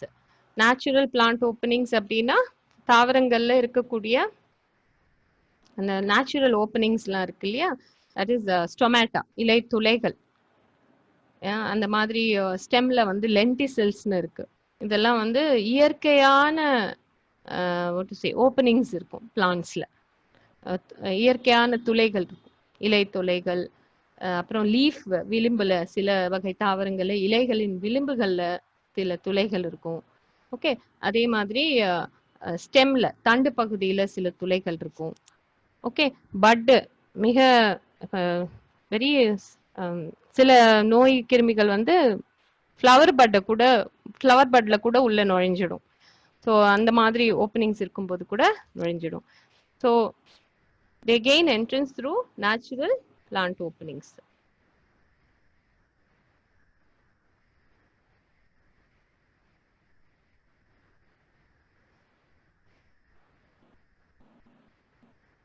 கிளாஸை கவனிக்கிறீங்களா? அட்டெண்டன்ஸ் லிங்க் கேட்குறீங்க. இப்போ கிளாஸ் முடிஞ்ச அப்புறம் கூட நீங்க அட்டெண்டன்ஸை ஃபில் பண்ணலாம். சரியாம்மா? இப்போ viruses, this tobacco mosaic virus, that is புகையிலை தாக்கக்கூடிய வைரல் பார்ட்டிகல்ஸ் நீங்க பாக்குறீங்க. இந்த எலக்ட்ரான் மைக்ரோஸ்கோப்ல தான் உங்களுக்கு தெரியும். நமக்கு எலக்ட்ரான் மைக்ரோஸ்கோபிக் மின்னணு நுண்ணோக்கின்னு சொல்றோம். நம்ம சாதாரணமா நம்ம காலேஜ்ல யூஸ் பண்ற மைக்ரோஸ்கோப்ல உங்களுக்கு தெரியாது. இந்த மின்னணு நுண்ணோக்கியில மட்டும்தான் பார்க்க முடியும். Okay, so you have many viruses that affect human beings. Polio, rabi, small box, chicken box வரக்கூடியது அதெல்லாமே வைரஸ். ஸோ அதே மாதிரி பிளான்ட்ஸ்லயும் உங்களுக்கு காஸ் பண்ணும். இவைகள் வந்து ஒரு ஓம்புயிரி தாவரத்துக்குள்ளதான் உயிருள்ள காரணியாக செயல்படும். தாவரங்களுக்கு வெளியே வந்து வைரஸ்கள் வந்து உயிரற்ற காரணியாக மாறிவிடும். Okay, and plant viruses are transmitted by insects which are called vectors. Plant viruses வந்து பாக்டீரியாவோ பூஞ்சை மாதிரி முழுமையாக அந்த தாவரங்களுக்குள்ள நுழைந்து டிசீஸை உருவாக்க முடியாது. இது வந்து ஒரு வெக்டர், கடத்து உயிரினம் வழியாகத்தான் ஒரு தாவரத்திலிருந்து இன்னொரு தாவரத்துக்கு மாறக்கூடும். ஸோ இது நேரடியாக வைரஸஸ் வந்து தாவரத்தில் நுழைய முடியாது. ஏன்னா இது ஒரு உயிரற்ற காரணியாக இருக்கு. ஸோ அது ஏதேனும் ஒரு கடத்தி மூலமாக, மோஸ்ட்லி வந்து இன்செக்ட்ஸ், பூச்சிகள் தான் வந்து கடத்தியாக செயல்படுது. ஸோ தாவரத்தில் வைரல் நோய் உருவாக்கக்கூடிய கடத்திகள் இருக்கு. வைரஸை ஏந்தி எடுத்துக்கொண்டு ஒரு தாவரத்திலிருந்து இன்னொரு தாவரத்துக்கு கடத்துகிற சில இன்செக்ட்ஸ்லாம் இருக்கு. இவைகள் மூலமாக தான் plant virus will cause disease. அதே மாதிரி நெமட்டோட்ஸ், புழு வகைகள், ரவுண்ட் வர்ம், த்ரெட் லைக் இழை போன்ற வர்ம்ஸ் இருக்கு. So they are called nematodes. Most live in the soil and feed in roots. Mostly nematodes will attack only the roots. தாவரங்களில் வேர் பகுதியை தான் வந்து அட்டாக் பண்ணும். ஏன்னா மண்ணுக்குள்ளதான் உங்களுக்கு நெமட்டோட்ஸ் இருக்கும். ஸோ மோஸ்ட்லி தாவரத்தின் வேர் பகுதியை தான், வேர் பகுதியில உள்ளே சென்று நோயை உருவாக்கக்கூடிய வகையில இருக்கும். ஸோ ஃபைட்டோபிளாஸ்மா நான் சொன்னேன் இல்லையா, it is generally called mycoplasma, அதுக்கு பேரு. பட் சில மைக்கோபிளாஸ்மா உயிரினங்கள் வந்து பிளான்ட்ஸை தாக்கும் போது அதுக்கு ஃபைட்டோபிளாஸ்மான்னு பேர் வச்சிருக்காங்க. இது வந்து ரொம்ப ரொம்ப ரொம்ப சின்ன, தட் இஸ் பாக்டீரியாவுக்கும் வைரஸுக்கும் இடையில உள்ள சைஸ் இருக்கும். பாக்டீரியாவை விட சின்னது. அதனால வந்து மைக்கோபிளாஸ்மா லைக் ஆர்கானிசம்ஸ்னு முன்னாடி சொல்றாங்க. அன்கல்ச்சரபிள் ஃப்ளோயம் பகுதியை, தட் இஸ் ஃப்ளோயம் நம்ம உணவை கடத்துகிற திசு கூட்டு இல்லையா, தாவரத்தில் உணவை கடத்துகிற திசு கூற்று வந்து நம்ம ஃப்ளோயம் அப்படின்னு சொல்லுவோம். அதன் மூலமாக இது தாவரத்தில் பாதிப்பை உருவாக்கும். மைக்கோபிளாஸ்மா வந்து தானாக வைரஸ் மாதிரி தானா நேரடியாக நோயை உருவாக்க முடியாது. இதுவும் ஒரு கடத்தியின் மூலமாகத்தான். This also requires insect transmitted plant pathogens. You need ஒரு பூச்சி வகையை சார்ந்த ஏதேனும் ஒரு உயிரினத்தின் மூலமாகத்தான்.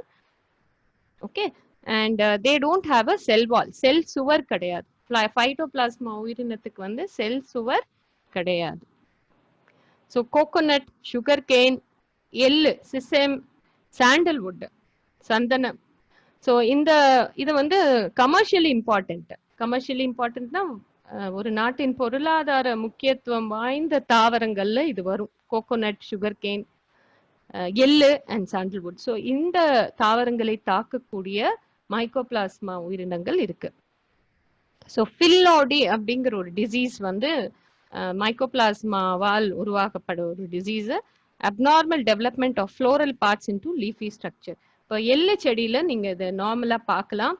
அந்த எள்ளு மொட்டுக்கள், the floral parts, that is மலர்களை தாங்கி இருக்கக்கூடிய பகுதிகள்லாம் வந்து கூட்டாக ஒன்று சேர்ந்து ஒரு அசாதாரண வெளிப்பண்பை, புறப்பண்பை காட்டும். ஸோ ஃபில்லோட அப்படின்னா சரியான பூக்கள் இருக்காது, மொட்டுகள் இல்லாம சரியான பூக்கள் இல்லாம, பூக்கள் இல்லைன்னா உங்களுக்கு அந்த எள்ளு சீட்ஸ் கிடைக்காது. So normally one example of mycoplasmal disease in plants is phyllodes of sesame. எள்ளு செடியில phyllodes அப்படிங்கிற ஒரு நோய். இது வந்து some examples of algae. பாசிகளின் சில நோய்கள், தாவர நோய்கள் பாத்தீங்கன்னா, டீல வந்து உங்களுக்கு ரெட் ரஸ்ட் இன் டீ அப்படின்னு, செந்துரு நோய், தேயிலையில் செந்துரு நோய். ஓகே, ஸோ தேயிலையில பாத்தீங்கன்னா இந்த ஆல்கேயின் தாக்கத்தால் உங்களுக்கு செந்நிற துரு போல் கிரானியூல்ஸ் மாதிரி, கிரெயின்ஸ் மாதிரி உங்களுக்கு தெரியும். Okay, so this doesn't cause diseases in many plants. Algae பாசிகள் வந்து குறைந்த தாவரங்கள்லயே நோய் உருவாக்கும் தன்மையுடையது. ஸோ மோஸ்ட் இம்பார்ட்டன்ட் எக்ஸாம்பிள் பாத்தீங்கன்னா தேயிலையில் செந்துரு நோய். இன்னொன்னு மேங்கோல கூட you have this red rust disease in mango. Then protozoa அப்படிங்கிற ஒரு உயிரினம் இருக்கு. அதாவது பாக்டீரியாவுக்கும் பூஞ்சைக்கும் இந்த பாக்டீரியாவின் பண்புகள் சில, பூஞ்சையின் பண்புகள் சில கலந்து இருக்கும் இந்த புரோட்டோசோவால. எக்ஸாம்பிள் நம்ம சொல்லணும் அப்படின்னா மலேரியா தெரியும் இல்லையா, டிசீஸ் நம்ம ஹியூமன் பீயிங்ஸ்ல malaria cause it's due to a protozoa. நீங்க பாரமிஷியம் எல்லாம் ஸ்கூல்ல படிச்சிருப்பீங்க, பாரமிஷியம் எல்லாம் பார்த்துப்பீங்க. It belongs to the protozoa. Okay, so and amoeba இது very very common example. So இதெல்லாம் புரோட்டோசோவாங்கிற உயிரினத்துல வந்துடும். Okay, unicellular eukaryotic organisms, very few diseases are caused by protozoa. இது வந்து ரொம்ப அதிகமாக தாக்குறது கிடையாது, மிக குறைந்த அளவே சில புரோட்டோசோவன்ஸ் அஃபெக்ட். லைக் காஃபியில அவங்க வந்து புரோட்டோசோவால ஒரு டிசீஸ் உருவாகுது. It is called phloem necrosis in coffee. ஃப்ளோய பகுதியில் தாக்குறதுனால அது ஃப்ளோயம் நெக்ரோசிஸ் இன் காஃபி. இதோடைய படம் அது நீங்க பாக்குறீங்க இங்க. ஓகே, அப்புறம் பாராசிட்டிக் பிளான்ட்ஸ் நான் ஏற்கனவே சொன்னேன் இல்லையா. இன்னும் ஒரு தாவரமே வந்து ஓம்புயிரி தாவரத்துல ஒரு ஒட்டுண்ணியாக வளரும் கஸ்கியூட்டா. இது ரொம்ப காமனா நீங்க பாக்குறது. மரங்கள்ல பாத்தீங்கன்னா சில மரங்கள்ல இருந்து தொங்கும், அந்த எல்லோ கலர்ல ஸ்லெண்டரா தின்னா ட்வைன் மாதிரி தொங்கும். ஓகே, த்ரெட் மாதிரி தொங்கும். ஸோ அது வந்து இந்த நான் ஃப்ளவரிங் பிளான்ட்ல வரும், ஃப்ளவர்ஸ் இருக்காது. It will take the nutrition from the host plant. இந்த ஹோஸ்ட் பிளான்ட்டை வளர விடாம கொஞ்சம் வருஷங்களுக்கு அப்புறம் அது பட்டு போக செய்யும். So Cuscuta it's called dodder, it's a stem parasite. Okay, it is a stem parasite. வாட்டரையும் நியூட்ரியன்ஸையும் ஓம்புயிரிலிருந்து அது அப்படியே உறிஞ்சிக்கும். ஸோ ஊட்டச்சத்தையும் நீரையும் வந்து ஓம்புயிரிலிருந்து அது உரிச்சுக்கும். ஸோ லெக்யூம்ஸ்ல வந்து இது மோஸ்ட்லி டேமேஜ் காஸ் பண்ணுதுன்னு கண்டுபிடிச்சிருக்காங்க பருப்பு வகைகள்ல. அப்புறம் சுகர் பீட் சுகர், ஆனியன், இந்த மாதிரியான ஃப்ரூட் அண்ட் ஃபாரஸ்ட் கிராப்ஸ்ல இந்த கஸ்கியூட்டாங்கிற அந்த தாவரம் வந்து நோயை உருவாக்கக்கூடிய தன்மையா இருக்கு. ஸோ இது இன்னொன்று என்னன்னா, it can also transmit virus அப்படிங்கிற மாதிரி தெரியுது. Okay, so this are some parasitic plants which cause disease in the host plant. So நம்ம இப்போ வந்து காரணிகள்லாம் பார்த்தோம், நிறைய காரணிகள் பார்த்தோம். எப்படி அது நுழையுது, எப்படி டிசீஸ் காஸ் பண்ணுறது, எப்படி ஸ்ப்ரெட் பண்ணுறதுன்னு நம்ம பார்த்தோம். ஸோ the classification நம்ம பார்க்கும்போது பிளான்ட் டிசீசஸ் நம்ம இப்போ நிறைய தெரிஞ்சுக்கிட்டோம். பிளான்ட் டிசீசஸ் பற்றி நிறைய தெரிஞ்சுக்கிட்டோம், நிறைய காரணிகள் தெரிஞ்சுக்கிட்டோம். உயிருள்ள காரணிகள், உயிரற்ற காரணிகள், எவ்வாறு இவை உள்ளே நுழைகின்றன, அந்த இன்ட்ரோடக்ஷன் மாதிரி நான் கொடுத்தேன். ஸோ இந்த மாதிரியான நிறைய வேரியபிலிட்டிஸ் இருக்கிறதுனால வகைகளும் நிறைய இருக்கு. பிளான்ட் தாவர நோய்கள் வந்து நிறைய காரணிகள் இருக்கிறதுனால, நிறைய சூழல் இன்வால்வ் ஆயிருக்கிறதுனால நிறைய வகைகளும் நமக்கு தெரியுது. So classification of plant diseases can be done on 3 parts. On the basis to which plant diseases, extent to which plant diseases are associated with the plant. Extent to which na பரப்புதல் எந்த அளவுக்கு பரவி இருக்கு தாவரங்கள்ல நோய், அதை பொறுத்து localized infection, localized disease, systemic disease. Localized னா ஒரு குறிப்பிட்ட இடத்தில் மட்டுமே அந்த நோய் தாக்குது, ஒரு குறிப்பிட்ட லீஃபை மட்டும் தாக்குது, இல்லைன்னா ஸ்டெம்மை மட்டும் தான் தாக்குது, இல்லைன்னா ஃப்ளவர் போர்ஷனை மட்டும் தான் தாக்குது, இல்லைன்னா ஃப்ரூட்டை மட்டும் தான் தாக்குது. ஃப்ளவர் வரைக்கும் நார்மலா இருக்கு, ஆனா காய் உருவாகும் போது நோய் வாய்ப்படுது. ஸோ காயை மட்டும்தான் அது தாக்குது. ஸோ லோக்கலைஸ்டா இருக்கு, இலையில் மட்டும்தான் தாக்கம் இருக்கு. ஓகே, அந்த மாதிரி குறிப்பிட்ட இடத்தில் தாக்கக்கூடிய தாவர நோய்கள் லோக்கலைஸ்ட் இன்ஃபெக்ஷன் சொல்லுவோம், லோக்கலைஸ்டு டிசீஸ். சிஸ்டமிக் டிசீஸ் அப்படின்னா ஊடுருவல், இந்த தாவரங்கள் உள்ளே ஊடுருவி எங்க வேணா அதனுடைய தாக்கத்தை வெளிப்படுத்தலாம். ஸோ சிஸ்டமிக் டிசீசஸ் அப்படின்னு சொல்லுவோம். ஸோ சில காரணிகள் வந்து லோக்கலைஸ்டு டிசீஸ் உருவாக்கும், சில காரணிகள் வந்து சிஸ்டமிக் டிசீஸை உருவாக்கும். ஸோ சிஸ்டமிக் டிசீஸை கட்டுப்படுத்துறது கொஞ்சம் கஷ்டம், ஏன்னா எங்க அதனுடைய தாக்கம் இருக்குங்கிறத நம்மளால டைரக்டா கண்டுபிடிக்க முடியாது. லோக்கலைஸ்டா நம்ம ஈஸியா கட்டுப்படுத்தலாம், ஏன்னா லீஃப்ல வந்து குறிப்பிட்ட சிம்டம் தெரியுது அப்படின்னா லீஃப்ல வந்து ஸ்ப்ரே பண்ணுவாங்க, சில கெமிக்கல்ஸை ஸ்ப்ரே பண்ணா அந்த பர்டிகுலர் காரணிகள் வந்து செத்துடும், உயிருள்ள காரணிகளா இருந்தா செத்துடும். ஸோ அந்த நோயை வந்து கட்டுப்படுத்தலாம். ஆனா ஊடுருவல் நோயை வந்து நம்ம கட்டுப்படுத்துறது சற்று கடினம், ஏன்னா நம்ம ஃபுல்லா டிசீஸ் சைக்கிளை படிச்சாதான் நமக்கு வந்து அது எந்த இடத்துல தாக்குது, எங்க பரவி இருக்குன்னே கண்டுபிடிக்க முடியும். So you have 2 plant diseases based on extent to which the plant is, I mean the disease is associated with the plant, localized, systemic. On the basis of mode of infection, எந்த மாதிரியாக அது தொற்றி இருக்கு, அந்த நோய் வந்து எந்த வழியில தொற்றி இருக்கு, ஸோ நோய் தொற்றின் வழி, அதன் அடிப்படையில சாயில் போன், ஏர் போன், சீட் போன் அப்படின்னு நம்ம பிரிக்கலாம். சாயில் போன்னா மண்ணின் மூலமாக அந்த நோய் தொற்று பரவுறதுனால சாயில் போன் இன்ஃபெக்ஷன் சொல்லுவோம். ஸோ நெமட்டோட் இன்ஃபெக்ஷன் எல்லாமே மோஸ்ட்லி சாயில் போன் இன்ஃபெக்ஷன் தான், புழு வகைகள்ல உருவாக்கக்கூடிய.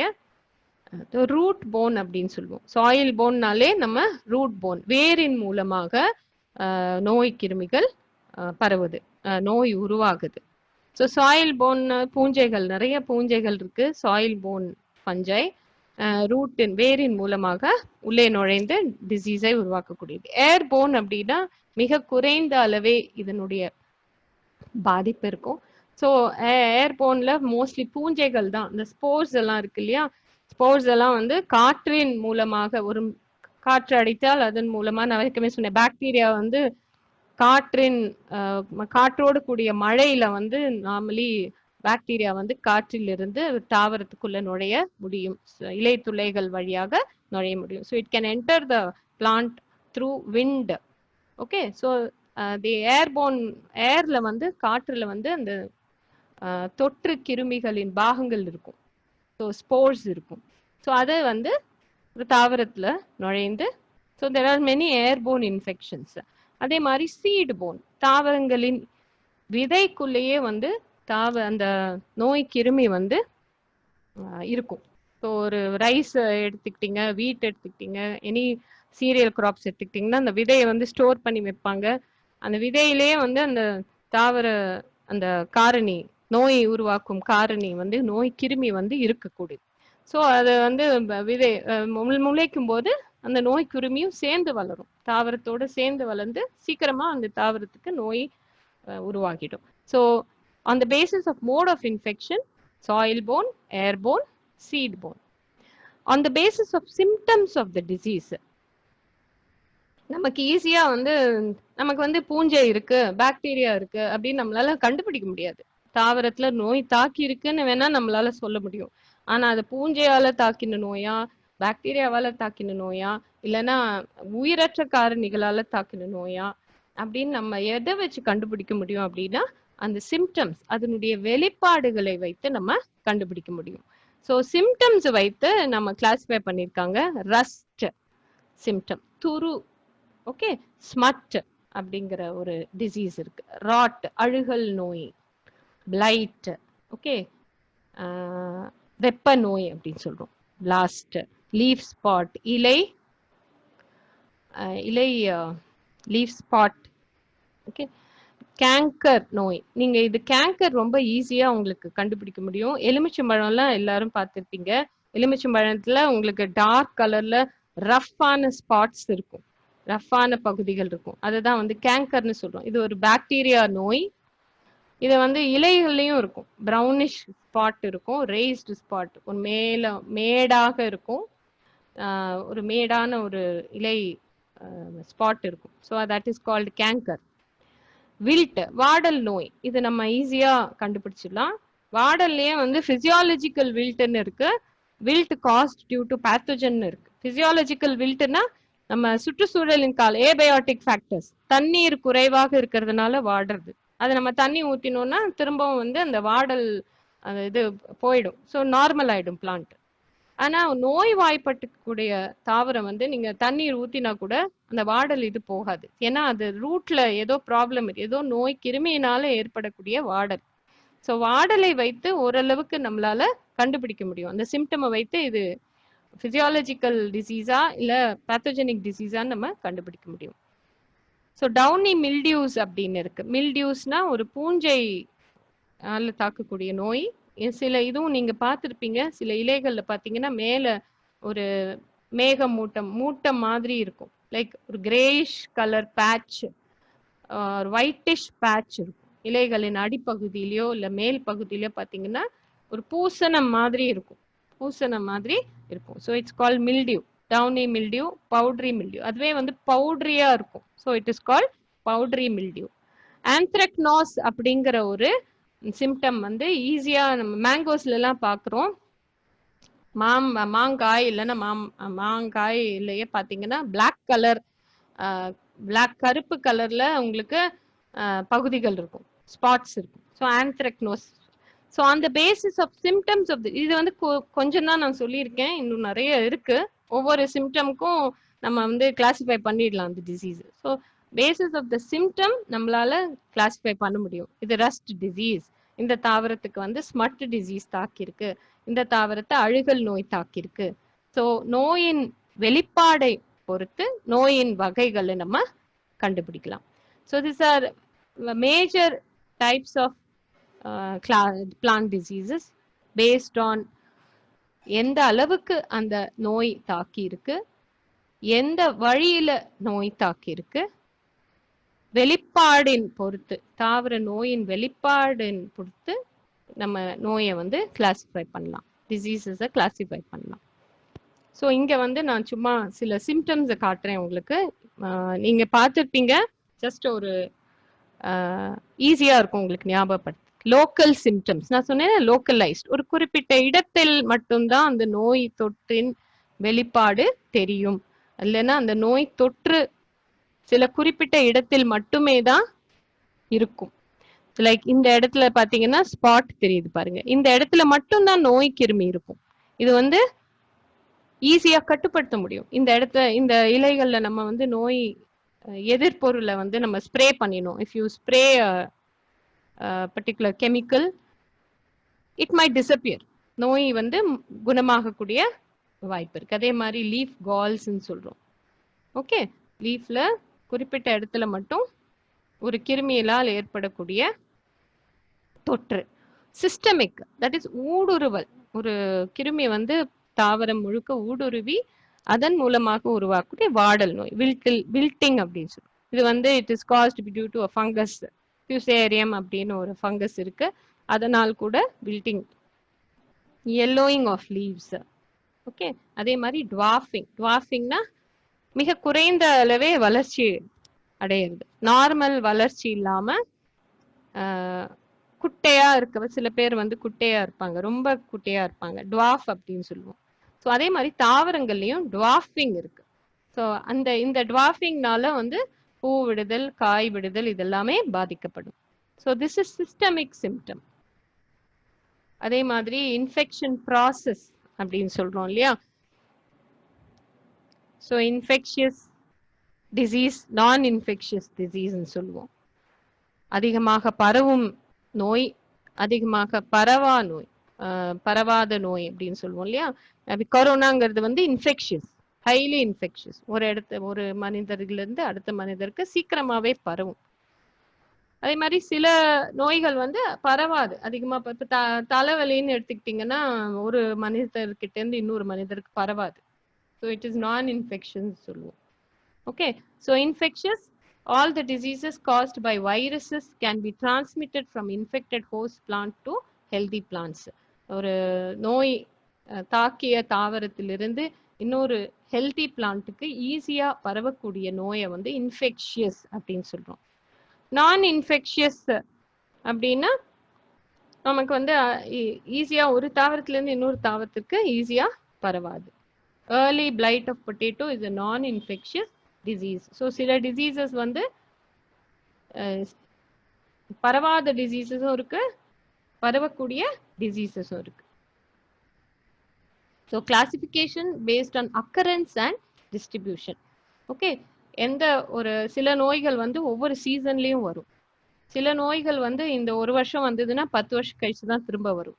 சில நோய்கள் வந்து த்ரூ அவுட் த இயர் இருந்துகிட்டே இருக்கும், ஆனா குறைந்த அளவுல இருக்கும். சில நோய்கள் வந்து பேண்டமிக் சொல்றோம் இல்லையா? இப்போ கொரோனா இஸ் அ பேண்டமிக். ஒரு சமயத்துல வருது, மொத்த பகுதியும் வந்து தாக்குது, ஒரு லார்ஜ் ஏரியா வந்து தாக்கும்.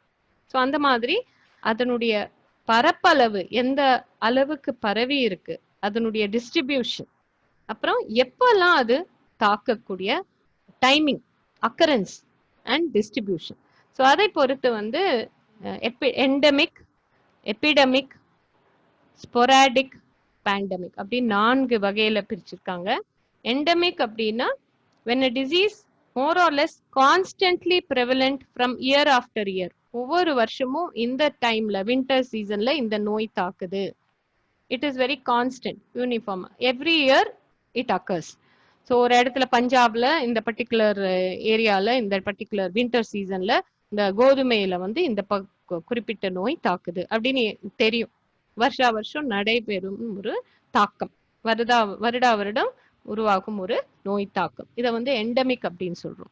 ஸோ ஒரு எக்ஸாம்பிள் வந்து டார்ஜிலிங்ல பொட்டேட்டோ நிறைய க்ரோ பண்ணுவாங்க. ஸோ வாட் டிசீஸ், வாட்ன்னு சொல்லுவோம், ஒரு வகையான growth, அது outer growth. What disease of தெரியும் உங்களுக்கு, அந்த பர்டிகுலர் டைம்ல ஒரு சீசன்ல இந்த டிசீஸ் கண்டிப்பா வரும்.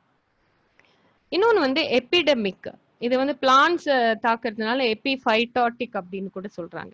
Epidemic, a disease occurring periodically but in a very severe form. Endemic மாதிரி தான், ஆனா எண்டமிக்ல moderate to severe form. Okay, ஆனா எபிடமிக் வந்து சிவியர் ஃபார்ம்ல ரொம்ப அதிக பாதிப்பை கொடுக்கும். இது நடுத்தர பாதிப்புல இருந்து அதிக பாதிப்பை கொடுக்கக்கூடியதா இருக்கும். எபிடமிக் அப்படின்னா it involves a major area. Endemic அப்படின்னா ஒரு பர்டிகுலர் ஏரியா, ஒரு பர்டிகுலர், இப்போ டார்ஜிலிங்னா டார்ஜிலிங்ல மட்டும்தான், பக்கத்துல இருக்கிற சிட்டி ஸ்டேட்ல இருக்காது. ஓகே, பட் எபிடமிக்னா it involves a major area, ஒரு பரப்பில் மிக அதிக பரப்பில் இருக்கும், அண்ட் சிவியர் ஃபார்ம்ல இருக்கும். மாடரேட் ஃபார்ம்ல இல்ல, சிவியர் ஃபார்ம்ல இருக்கும். ஓகே, கான்ஸ்டன்டா அந்த it will be present, but sometimes it will become severe. Okay, so அந்த மாதிரி சில நோய்கள் இருக்கு. ரஸ்ட் ஆஃப் வீட், ஓகே, கோதுமையில துரு நோய் அப்படின்னு சொல்றோம். கிரேப்ஸ்ல வரக்கூடிய ஒரு மில்டியூ நோய், பூசண நோய், கிரேப்ஸ் திராட்சையை தாக்கக்கூடிய ஒரு பூசண நோய், இதை வந்து எபிடமிக் அப்படின்னு சொல்றோம். ஓகே, நம்ம இதுல ஹியூமன் பீயிங்ஸ் தாக்கக்கூடிய மழை காலத்துல பாத்தீங்கன்னா காலரா எபிடமிக். ஸோ ஒரு குறிப்பிட்ட மாசம் வந்து இத்தனை பேஷண்ட்ஸ் வந்து அட்மிட் ஆறாங்க. காலரா வந்து எப்பவுமே இருக்கும், 1-2 பேர் அட்மிட் பாதிக்கப்படுவாங்க. ஒரு வருஷத்துல பாத்தீங்கன்னா 1-2 பேர் பாதிக்கப்படுவாங்க. ஆனா ஒரு குறிப்பிட்ட சீசன்ல பாத்தீங்கன்னா 100க்கும் மேற்பட்டவங்க பாதிக்கப்படுவாங்க. ஸோ அந்த சமயத்துல எபிடமிக் அப்படின்னு சொல்றோம். ஸோ ஃபுல் சிட்டிலேயே எபிடமிக் வந்துச்சு அப்படின்னு சொல்றோம். ஸோ அடுத்தது பாத்தீங்கன்னா ஸ்பொராடிக். ஸ்பொராடிக்னா அங்கங்க வந்து எப்பயாவது வரும், அங்கங்க எப்பயாவது ஒரு நோய் தாக்கம் ஏற்படும். ஸோ லீஃப் பிளைட், வில்ட், வாடல் நோய் இதெல்லாம் வந்து ஸ்பொராடிக்னு சொல்றோம். ஒரு குறிப்பிட்ட டைமுக்கு தான் கிடையாது, ஒரு இவ்வளோ இடம் பரப்பு அளவு அப்படின்லாம் கிடையாது, எப்பயாவது எங்கேயாவது தாக்கும், ஒரு இர்ரெகுலர் இன்டர்வெல் அப்படின்னு சொல்லுவோம். பேண்டமிக் அப்படின்னா நமக்கு கொரோனா மாதிரி occurring through out the continent. Okay, mass mortality, எல்லா ஒரு கம்ப்ளீட்டா ஒரு இந்த எல்லா கான்டினென்ட்லயும் பரவக்கூடிய ஒரு வகையான இந்த மாதிரி நார்மலி ஒரு தடவை தான் வந்திருக்கு. தட் இஸ் ஸ்வீடன்ல ஒரு ஃபேமின், ஐரிஷ் ஃபேமின் சொல்றோம். அயர்லாண்ட்ல ஏற்பட்ட ஒரு ட்ரவுட், வறட்சி, ஒரு 18th century 19th centuryல அவங்களுக்கு வந்து பொட்டேட்டோ தான் ஸ்டேபிள் ஃபுட். பொட்டேட்டோ இல்லைன்னா அவங்களால சர்வைவ் பண்ண முடியாது. ஸோ லேட் பிளைட் ஆஃப் பொட்டேட்டோன்னு ஒரு நோய் தாக்கித்து, ஒரு பூஞ்சை நோய் தாக்கித்து பொட்டேட்டோ. அந்த சமயத்துல ஃபுல் ஆஃப் யூரோப்பை வந்து தாக்கித்து. So it becomes a pandemic at that time. Okay, so based on the occurrence and distribution you have endemic, epidemic, sporadic and pandemic. So நான் இங்க நிறுத்துறேன் girls. So I have just introduced the topic of plant diseases. Plant டிசீசஸ்னா என்ன, அதை எவ்வாறு உருவாக்குது, what are the reasons, what are the biotic and abiotic factors, எந்த மாதிரி அது பரவுது, what are the types, fungi, bacteria, algae, அப்போ and then what are the classification, எந்த மாதிரி வகைப்படுது, அப்புறம் டிஃப்ரெண்ட் டைப்ஸ் ஆஃப் கிளாசிஃபிகேஷன், ஒவ்வொரு காரணியை பொறுத்து வெவ்வேறு வகைகளை நம்ம பார்த்தோம் இன்னைக்கு. Okay, so I think you have understood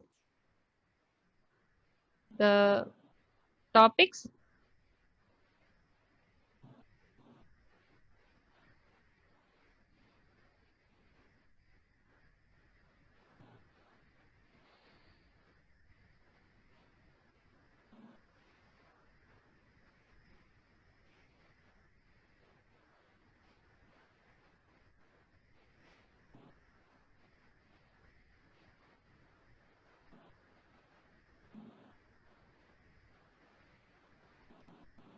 so உங்களுக்கு ஏதாவது டவுட்ஸ் இருந்ததுன்னா நீங்க ஷேர் பண்ணிக்கலாம், கேட்கலாம். ஏதாவது டவுட்ஸ் இருக்கு அப்படின்னா you can ask.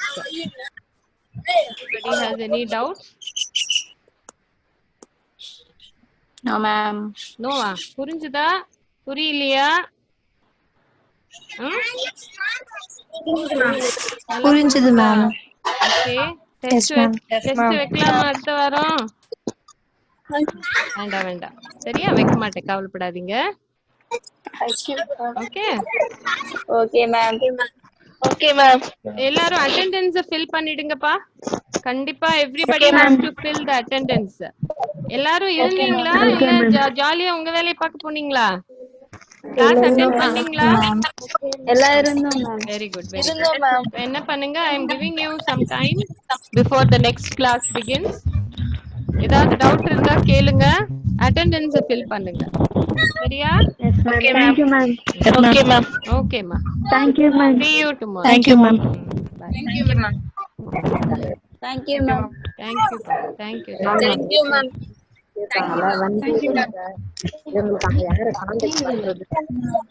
மா அட்டெண்டன்ஸ் ஃபில் பண்ணிடுங்க எல்லாரும் மறக்காம. Okay ma'am.